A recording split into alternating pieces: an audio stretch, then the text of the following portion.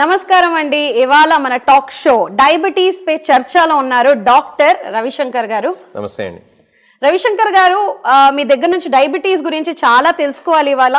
So proceed అయ్యే ముందు మీ గురించి ఒక బ్రీఫ్ ఇంట్రడక్షన్ ఇస్తే బాగుంటుంది. నేను doctor Ravishankar Irukulapati, senior endocrinologist, Apollo hospitals, Jubilee hills, Hyderabad. Wonderful doctor. So doctor, ఇప్పుడు నాకు డయాబెటీస్ ఉంది అని ఎలా తెలుస్తుంది?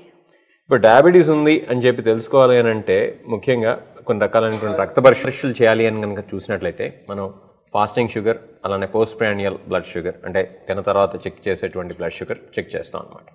ఇది ఎందుకు చెప్తున్నాం అని అంటే చాలామంది ఏంటంటే ఇంకా పాత రోజుల్లో లాగా యూరిన్ షుగర్ చెక్ చేసి నాకు డయాబెటీస్ ఉందా లేదా అని చెప్పి నిర్ధారించుకుంటూ ఉంటారు. యూరిన్ షుగర్ అనేది డయాబెటీస్ డయాగ్నోసిస్ కోసం వాడటం అనేది అసలు ఇప్పుడు చేయకూడదు. నెక్స్ట్ హెచ్బిఏవన్సీ అనేటువంటి బ్లడ్ టెస్ట్ ఉంటుంది. ఇది పోయిన 2-3 నెలల షుగర్ యావరేజ్. ఈ యొక్క హెచ్బిఏవన్సీ లేదా గ్లైకేటెడ్ హిమోగ్లోబిన్ చేసినా కూడా మనకి బ్లడ్ షుగర్ ఉందా లేదా అని చెప్పి డయాగ్నోస్ చేయడం అనేది సాధ్యపడుతుంది.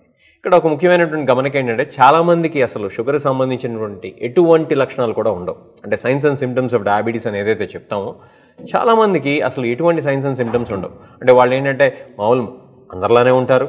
వాళ్ళకి అధికంగా దప్పికొనటం కానీ, లేకపోతే మూత్రం ఎక్కువ పాస్ చేయడం కానీ, లేకపోతే బరువు కోల్పోవడం కానీ ఇటువంటి సిమ్టమ్స్ ఏమీ ఉండవు. కాబట్టి సిమ్టమ్స్ లేనటువంటి వాళ్ళకు కూడా హై రిస్క్ గ్రూప్స్లో కనుక ఉన్నట్లయితే కనుక వాళ్ళు ఈ టెస్ట్ కనుక చేయించుకున్నట్లయితే వాళ్ళకి డయాబెటీస్ వచ్చేసిందా లేదా అని చెప్పి తెలుసుకోవడానికి సాధ్యపడుతుంది. హై రిస్క్ గ్రూప్స్ అన్నాను కాబట్టి అసలు ఆ హై రిస్క్ గ్రూప్స్ అనేది ఏంటి అనేది తెలుసుకోవాలి. హై రిస్క్ గ్రూప్స్ అంటే ఏంటి? ఊబకాయం ఉన్నా, అంటే లావు ఎక్కువగా ఉన్నా, లేకపోతే ఫ్యామిలీ హిస్టరీ అంటే తల్లిదండ్రులకు కానీ బ్రదర్స్కి సిస్టర్స్కి డయాబెటీస్ ఉన్నా, లేకపోతే బ్లడ్ ప్రెషర్ లాంటి సమస్యలు ఉన్నా, గుండె జబ్బులు ఉన్నా, లేకపోతే వాళ్ళు సెడెంటరీ లైఫ్ స్టైల్ అంటే ఒకే చోట కూర్చుని పనిచేసేటువంటి వాళ్ళైనా, ఎక్సర్సైజ్ చేసేటువంటి అలవాటు లేకపోయినా, లేకపోతే స్మోకింగ్ అలవాటు ఉన్నా, సో ఇటువంటి పరిస్థితులు కనుక ఉన్నట్లయితే కనుక, అలానే ఆడవాళ్ళలో కనుక తీసుకున్నట్లయితే జెస్టేషన్ డయాబెటీస్ అంటే ప్రెగ్నెన్సీలో కనుక ఇదివరకు షుగర్ వచ్చి ఉన్నట్లయితే, లేకపోతే పాలిసిస్టిక్ ఓవేరియన్ సిండ్రోమ్ అలాంటి సమస్యలు ఉన్నట్లయితే కూడా వీళ్ళు హై రిస్క్ గ్రూప్స్ కింద వస్తారు. కాబట్టి వీళ్ళు తప్పనిసరిగా ఈ యొక్క బ్లడ్ షుగర్ టెస్ట్, ఇంతకుముందు మనం చెప్పుకున్నాం కదా, fasting, post prandial blood sugar, అలానే హెచ్బిఏవన్సీ, కొన్ని సందర్భాల్లో అయితే WHO standardise 75 gram glucose tolerance test అని ఏదైతే చెప్తూ ఉంటామో అటువంటి పరీక్షలు కూడా చేయాల్సినటువంటి అవసరం ఎంతైనా ఉందన్నమాట. ఇటువంటి పరీక్షలు కనుక సరైనటువంటి సమయాన్ని కనుక మనం చేసుకున్నట్లయితే అసలు డయాబెటీస్ ఉందా లేదా అని చెప్పి నిర్ధారించుకుంటాం. దానికి సరైనటువంటి చికిత్సా విధానాలు ఏవైతే ఉన్నాయో వాటిని పాటించడం, తద్వారా మనం ఈ డయాబెటీస్ వల్ల వచ్చేటువంటి కాంప్లికేషన్స్ ఏవైతే ఉన్నాయో వాటిని రాకుండా చూసుకుంటూనే సాధ్యపడుతుంది. Thank you so much doctor. So ఇంకొక ప్రశ్న, సో భారతీయ మన ఇప్పుడు ఎలా ఉంటుందంటే అందరికీ డయాబెటీస్ వస్తుంది. సో ఈ డయాబెటీస్తో మనము దూరంగా ఉండాలి అంటే ఏం చేయాలి? డయాబెటీస్ని దూరంగా ఉంచాలంటే మనం ఏం చేయాలని చెప్పి అడుగుతున్నారు యాంకర్ గారు. సో డయాబెటీస్ని దూరంగా ఉంచాలంటే మనం కొన్నిటికి దూరంగా ఉండాలి. అవి ఏంటంటే ఈ యొక్క స్మోకింగ్ ఒకటి, అలానే సరైనటువంటి సమయానికి నిద్రపోవడం అనేది చాలా అవసరం. ఇంకొక ముఖ్యమైనటువంటి విషయం ఏంటంటే మనం సెడెంటరీ లైఫ్ స్టైల్ అనేది లీడ్ చేయకూడదు. అంటే ఒకే చోట కూర్చుని చేసేటువంటి పనులు కనుక చేస్తున్నట్లయితే కనుక మధ్యలో నడుస్తూ ఉండటం, అలానే సాయంత్రం కానీ పొద్దున కానీ ఎక్సర్సైజ్ చేయడం అనేది చాలా అవసరం.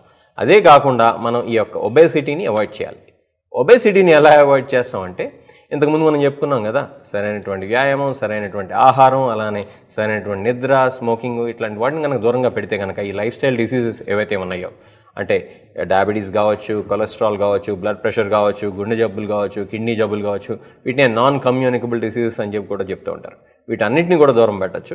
కాబట్టి ఈ యొక్క non communicable diseases, be diabetes, obesity or other diseases, వీటిని కనుక దూరం పెట్టాలి అని అంటే కనుక మనం ఈ యొక్క చెడు అలవాట్లు ఏవైతే ఉన్నాయో ఆ చెడు అలవాట్లను దూరం పెట్టాలి. ఇదివరకు రోజుల్లో ఏంటంటే చెడు అలవాట్లు అంటే కేవలం స్మోకింగ్, ఆల్కహాల్ మాత్రమే అనుకునేవాళ్ళు. అవి మాత్రమే కాదు, జంక్ ఫుడ్ విపరీతంగా తినటం, లేకపోతే మంచి ఫుడ్ అయినా కూడా, అంటే మంచి రకమైనటువంటి ఫుడ్ అయినా కూడా అధిక మోతాదులో తినటం కూడా చెడు అలవాటే. అలానే సరైనటువంటి సమయాన్ని నిద్రపోకుండా మొబైల్ ఫోను, లేకపోతే టీవీలో, లేకపోతే గ్యాడ్జెట్స్లో చూసుకుంటూ ఉండటం కూడా చెడు అలవాటే. కాబట్టి ఇటువంటి చెడు అలవాట్లకు మనం దూరంగా ఉన్నట్లయితే తప్పనిసరిగా మనం ఈ డయాబెటీస్ లాంటి జబ్బుల్ని కొంత మేరకైనా దూరం పెడతాం అనేది సాధ్యపడుతుంది.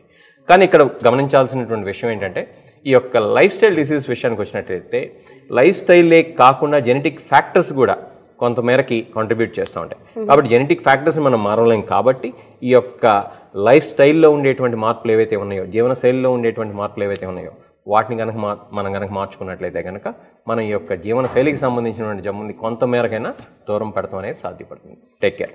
తప్పకుండా డాక్టర్. సో డాక్టర్ రవిశంకర్ గారు చెప్పారు, మన లైఫ్ స్టైల్ మనం చేంజ్ చేసుకుంటే మనం డయాబెటీస్కి దూరంగా ఉండొచ్చు. So thank you so much doctor గారు ఇంకొకసారి. సో ప్రేక్షకులు డయాబెటీస్ గురించి ఇంకా మీరు ఇన్ఫర్మేషన్ పొందుకోవాలంటే మీరు మా ఫేస్బుక్ ఛానల్ డయాబెటీస్ పర్ చర్చ ఫాలో అయిపోవచ్చు. అండ్ మేము ట్విట్టర్, ఇన్స్టాగ్రామ్, యూట్యూబ్లో కూడా ఉన్నాము. సో థ్యాంక్ యూ అండి. Thank you. మంచిది.